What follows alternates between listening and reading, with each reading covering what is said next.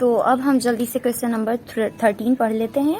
और 8A exercise में से D1 बुक है, इसमें है सबसे पहले Ethan's monthly salary is $1,850 in particular months. He spends 20.5% of his salary on room rental. जहां वो रहता है उस रूम का किराया देता है 20 वहां का किराया देता है 20.5%, जितनी भी सैलरी उसमें से, और बाकी उसके अलावा उन्होंने सारे खर्चे बता दिए। यहाँ पर पैसों में खर्चा नहीं बताया, यहाँ पर बताया गया परसेंटेज में। पैसे हम खुद फाइंड कर लेंगे, यानी कि इसकी 1850 सैलरी पर 20.5 कितना बनता है वो हम फाइंड कर लेंगे। इसके अलावा जो खर्चे हैं इसके, उसके खर्चे लिखे हुए डायरेक्ट, बस उसमें कुछ सॉल्व नहीं करना पड़ेगा। जैसे कि यहाँ पर $690 उसने फूड पर स्पेंड किए और 940 जो है ऑन अदर एक्सपेंसेस, उसके बाकी जो अखराजात होंगे उस पर पैसे खर्च कर दिए।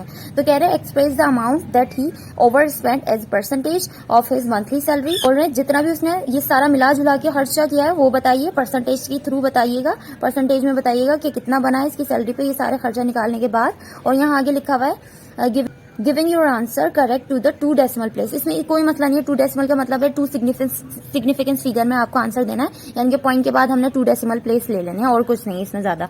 तो यहाँ पर हम सबसे पहले ये जो लिखा था 20.5% जो है रूम पर खर्च किया, रूम रेंट दिया है 1850 में से, तो ये लगा लेते हैं पता कि कितना बनेगा। 1850 में से 20% कितना बनेगा। Spend on room rent equal to 20.5%, और कितने में से दिया है ये $50। अब ये जो परसेंट होता है, परसेंट का मतलब आपको पता ही है क्या होता है, 20.5, इसकी जगह 1 ये लगा लें, ठीक है। और यहाँ पर ये डॉलर का ऐसे साइन रहने दें। अब 10 से कैंसिल, ये दोनों आपस में मल्टीप्लाई होकर डिवाइड हो जाएंगे 10 से। तो आप लोगों का कुछ आंसर, अच्छा यहाँ पर ये इस तरीके से चलता रहेगा। तो आप दोबारा मैं यहाँ लिख रही हूँ स्पेंड ऑन रूम रेंट। तो ये ऊपर के 185 20.5 से मल्टीप्लाई करके हमने क्या कर देना है, 10 से डिवाइड कर देना है। और आप लोगों का आंसर कुछ इस तरीके से आ जाएगा, $379.25। यानी कि उसने जो रूम पर खर्च किए हैं, रेंट दिया है, वो $379 है, और कुछ 25 जो है सेंट्स भी होंगे उसमें। तो ये इतना खर्चा आ गया। और 2 खर्चे और बताए गए हैं यहाँ क्वेश्चन में, देख लेते हैं। वो 2 खर्चे यहाँ पे लिखे हैं, $690 खर्च किया है फूड पर, $940 खर्च किया है बाकी एक्सपेंसेस पे। तो ये 2 खर्चे और ये 2 खर्चे, ये एक खर्चा, ये तीनों प्लस करके माइनस कर देंगे टोटल 1850 सैलरी में से।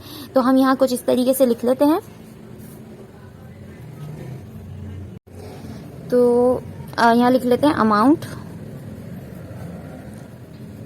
ईथन। यहाँ उन्होंने यही पूछा था कि ईथन जो है कितना ओवर स्पेंड कर दिया है, तो यहाँ लिख देंगे अमाउंट ईथन ओवर स्पेंड,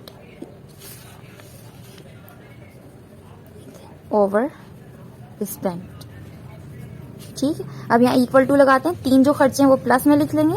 एक खर्चा तो यही है,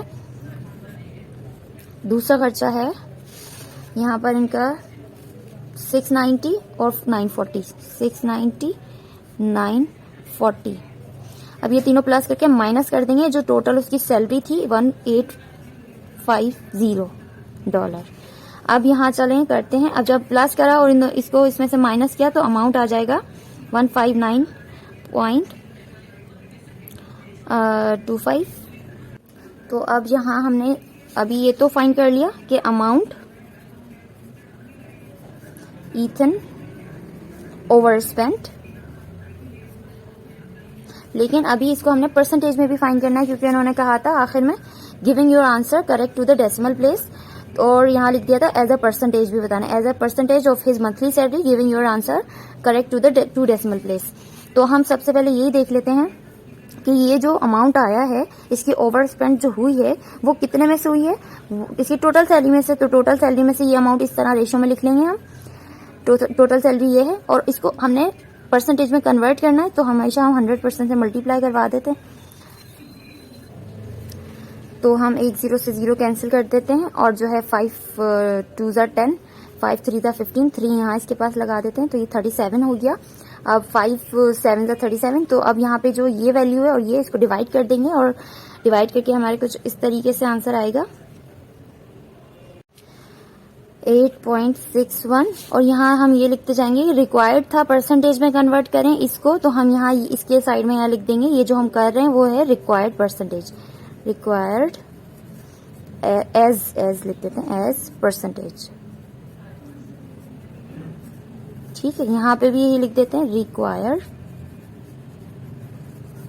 एज परसेंटेज। यही हमारा आंसर था।